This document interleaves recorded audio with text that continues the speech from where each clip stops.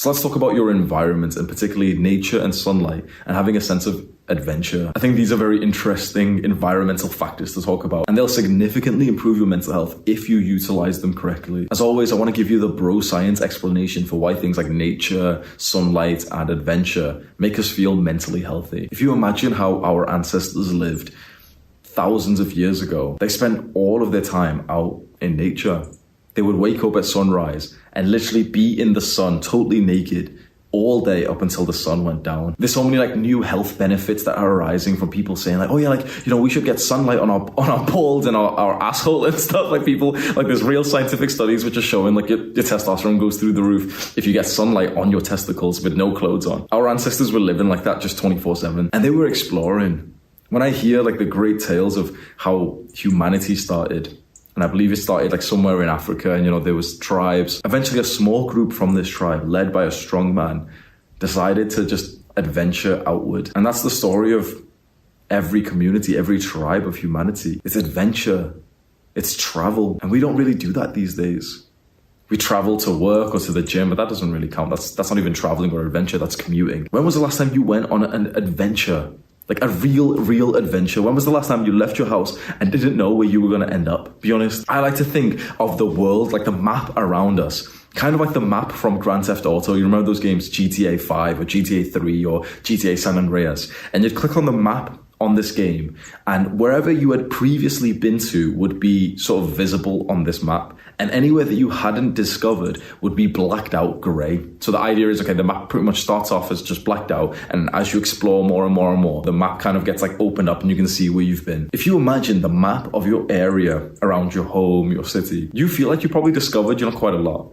But if you just imagine that map just like a GTA San Andreas map, there's a bunch of blacked out streets. There is a street 2 minutes away from you right now that you have never even seen before. There is a house, there's a building that your eyes have never witnessed before, literally within a 1 to 2 minute walk. How crazy is that? You may have lived at your address at your home for 5 years, 10 years, 20 years, 2 years, and there's something that you haven't even seen 30 seconds away. Do you feel some level of excitement when you think about this? I almost get an urge to quickly slip my trainers on and just go see that random building that I've not seen. This is what we're supposed to do as humans. We're supposed to be in awe of the natural beauty around us.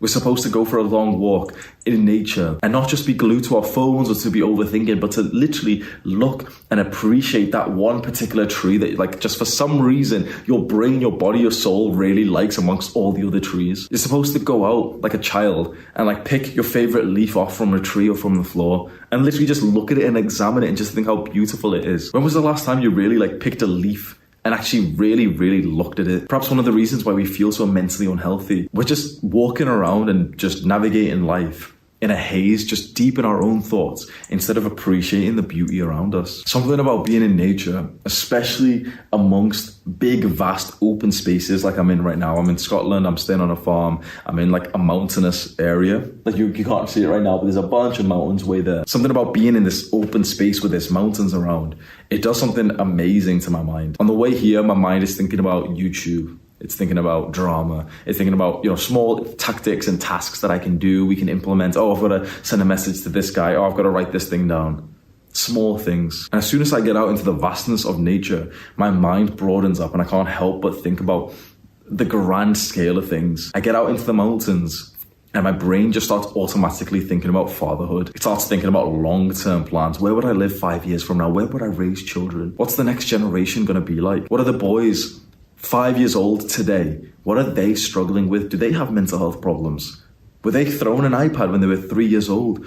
What will the generation of those boys become 20 years from now? I'm thinking about these grand things when I'm out in the grandness of the vast open space of nature. And yet we spend most of our days indoors, tiny little rooms, just staring into a tiny little phone screen or computer screen, like you're doing right now. And then we wonder why our mental health is so bad and our thinking is so consumed by small things. And this part of the guide in terms of nature, sunlight and adventure, it's very, very close to my heart, because again, that story that I've told you about, that I was living in a city and I was just waking up and smoking weed and I was just staying in the apartment all day because there was the COVID lockdown. If you could almost imagine how I was living, I'm living in this small apartment with a girl that I didn't really even like. I'm waking up and just smoking weed straight away. I'm jacking off, I'm fapping, just in the other room, even though I've got like a girlfriend there. I'm literally, that's how fucked my mental health was. I was just addicted to porn, just staying in like the computer room all day. And then think about the difference from that. And then I move home and suddenly like this idea of adventure just popped into my mind. And I'm going out and actually looking at like these vast open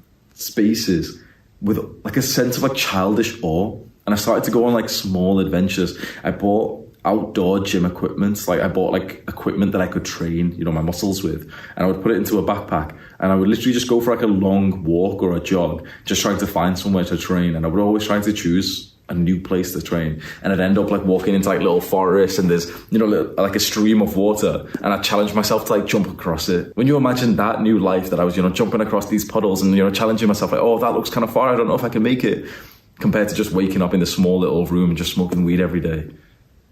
Is it any wonder that the majority of people who just stay in these small like houses, small rooms, who just stare at their computer screens and don't go outside, don't get sunlight, is it any wonder why the majority of these kinds of people are depressed? As a simple rule that you can follow, go and do the things that you did as a child. You'd go play out with your friends, you just go kick a ball around, you'll jump over puddles, you'd climb a tree. When was the last time that you climbed a tree? I know this sounds silly, but like you feel kind of depressed right now. Imagine if you go climb a tree. I don't think you can be depressed when you're literally climbing a tree. I think that's the instant cure that you needed. I think this section of the guide sounds really exciting and awesome. Okay, like, you know, nature, sunlight, adventure, fine. But you need a practical way to implement this. Otherwise, you're just going to feel kind of motivated and hype watching this video, and then your life isn't going to change. You need a practical way that you can implement getting more nature, sunlight, and adventure. And the way that I did it, which will probably work for you, is to start getting into long distance cardio. Now, chances are, if you're watching my videos, you might already be into going to the gym and doing weightlifting or calisthenics, or you might not be. But either way, you should really consider like the benefits of doing long distance cardio. I'm not talking about sprints, and I'm not talking about like, you know, going to the gym and just putting in the work on the treadmill. Like that always just is really weird for me. Like people just go to the gym and let's just go jog on the treadmill for like 30 minutes. Why? Jog outside, bro.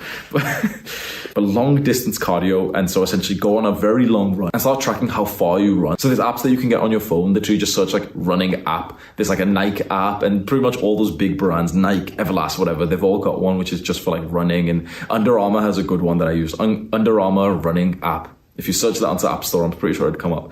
And you just press start, and it starts tracking like your map and sees how far you've run. Get into long distance running and start like challenging yourself to get to like 5K, 10K. You could probably do that in 6 months from now. But one very important part to get not only the benefits of the long distance cardio, but specifically the benefits of this part of the guide of nature, sunlight, and adventure, is to focus more on the adventure rather than the actual cardio. So go out for a run, go out for a long walk, go out for a bike ride, but don't think to yourself, okay, you know, I'm only doing this just to get like calories or whatever. Think to yourself, okay, I'm actually going out for the purpose of adventure, and my vehicle for that is running or cycling. So that means that it's okay, for example, you're running, you know, you're jogging, just looking around, being adventurous. There's a street that you've never went down, but you're pretty sure it's closed off, so you'd have to just literally run there, run back. And so it's not necessarily efficient for like cardio or burning calories, because you'd rather just run straight forward in a straight line. But you're like, nah, fuck it, come on, like I just want like a sense of adventure and excitement. You go there, look around, oh wow, like I've never seen that building before, and then run backwards. So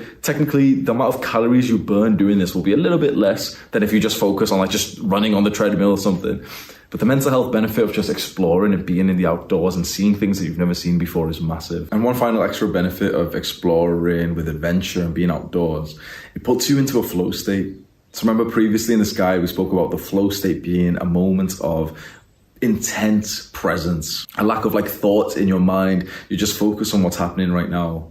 But when you're experiencing some kind of adventure and you're looking around at a building that you've never seen, at like a park or a tree that you've never seen, your mind's probably going to be relatively quiet, which again will greatly improve your mental health.